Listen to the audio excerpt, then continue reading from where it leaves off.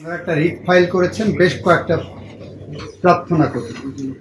প্রথম প্রার্থনা ছিল এই সরকার যাতে 3 বছর থাকেন, সেই মর্মে একটা রুল কেন নির্দেশ দেওয়া হবে না, এই সরকার মেয়াদ 3 বছর থাকার জন্য কেন নির্দেশ দেওয়া হবে না সেই মর্মে একটা রুল চেয়েছিলেন।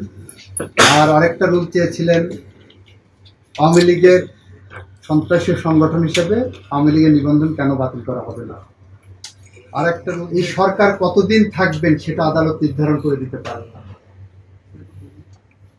এটা ডক্ট্রিন অফ নেসেসিটি অ্যাপ্লাই করে আমাদের অতীতের যে কাস্টমারি ল আছে সেগুলো বিবেচনায় নিয়ে এই সরকার যত দ্রুত সম্ভব নির্বাচনের মধ্য দিয়ে রাজনৈতিক প্রক্রিয়ায় বাংলাদেশকে একটি গণতান্ত্রিক রাষ্ট্রের দিকে নিয়ে যাওয়ার জন্য যা যা করণীয় সরকার করবেন। গতকালই সাবমিশন আমি দিয়েছি। সুতরাং আদালত নির্ধারণ করে দিতে পারেন না যে 3 বছর থাকবেন না 5 বছর থাকবেন না 3 মাস থাকবেন। এবং গতকালকে আপনারা আমাদের প্রধান উপদেষ্টা মহোদয়ের বক্তৃতাও দেখেছেন যে এটা রাজনৈতিক দল ঠিক করবেন, জনগণ ঠিক করবেন। দ্বিতীয় সাবমিশনে আমি বলেছি মহান মুক্তিযুদ্ধের মধ্য দিয়ে অর্জিত এই বাংলাদেশ এবং এই বাংলাদেশের সংবিধান মানুষের অধিকার নিশ্চিত করার জন্য এটা হয়েছে, সেটা প্রথম মুক্তিযুদ্ধ এবং এই যে দ্বিতীয় মুক্তিযুদ্ধ জুলাই আগস্টে যেটা হয়েছে গণঅভ্যুত্থান, এই আন্দোলনগুলো এটাই স্বীকৃতি দেয় যে বাংলাদেশের মানুষের মত প্রকাশের স্বাধীনতা, সংগঠন করার স্বাধীনতা নিশ্চিত করতে হবে। বাংলাদেশ আওয়ামী লীগের গুটি কয়েক নেতা কর্মীরা এমনভাবে অপরাধে জড়িয়ে পড়েছিলেন, কর্তৃত্ববাদী সরকার এমনভাবে অপরাধে জড়িয়ে পড়েছিলেন, এ ব্যাপারে কারোর কোনো দ্বিমত আপাতত দেখি না। তবে তাদের অপরাধের বিচার ভিন্নভাবে হবে। তাদের অপরাধের বিচার যেভাবে রাষ্ট্রীয় আইন আছে সেভাবে করবেন। সেই অপরাধের বিচারের সাথে ওই সংগঠনের নিবন্ধন বাতিল করতে হবে, এটাই সরকার মনে করে না এবং সংবিধান সমর্থন করে না। মুক্তিযুদ্ধের চেতনা সমর্থন করে না, প্রথম মুক্তিযুদ্ধ দ্বিতীয় মুক্তিযুদ্ধ কোনো চেতনায় সমর্থন করে না।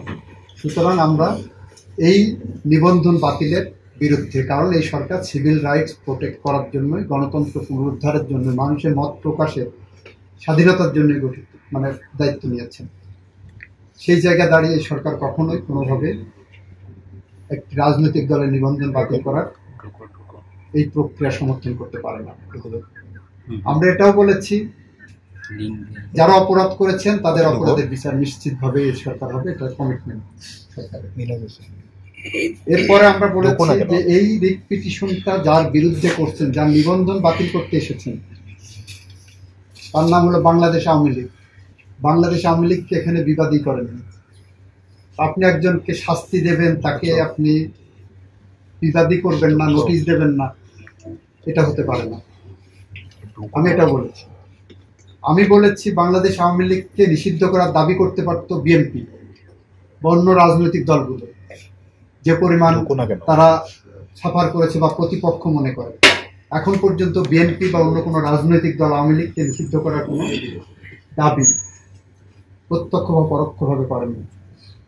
ফলে তারা চায় লেভেল প্লেইং ফিল্ড হোক, রাজনীতির মাঠে জনগণ যাকে গ্রহণ করে সেই রাজনীতি, রাস্তার রাজনীতি আপনি কেন আদালতে টেনে আনবেন? অতীতে এই আদালত পাবলিক ইন্টারেস্ট লিটিগেশনের নামে অনেক রকমভাবে মিসইউজ করেছেন আপনাদের 102 এর জুরিসডিকশন।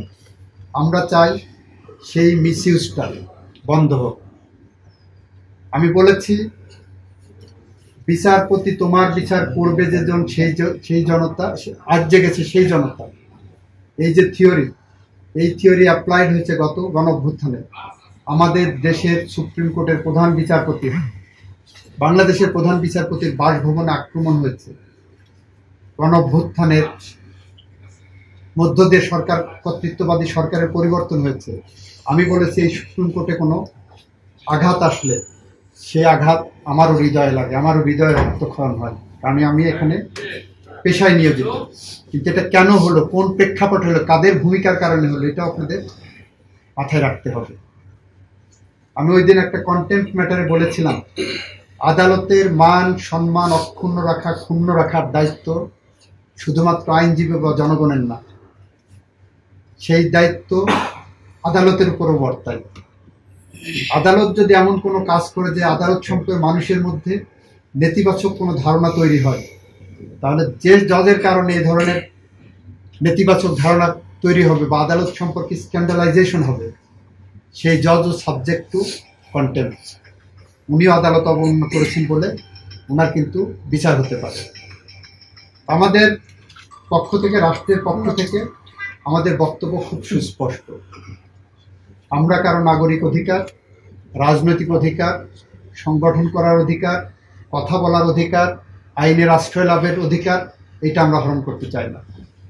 আমাদের সংবিধানের ৩য় অনুচ্ছেদে মৌলিক অধিকার হিসেবে যা কিছু দিয়েছেন মুক্তিযুদ্ধের মধ্য দিয়ে অর্জিত বাংলাদেশের সংবিধান, আমরা সেটা সমুন্নত রাখতে চাই। এটার অ্যাবিউজ, মিসইউজ কোনো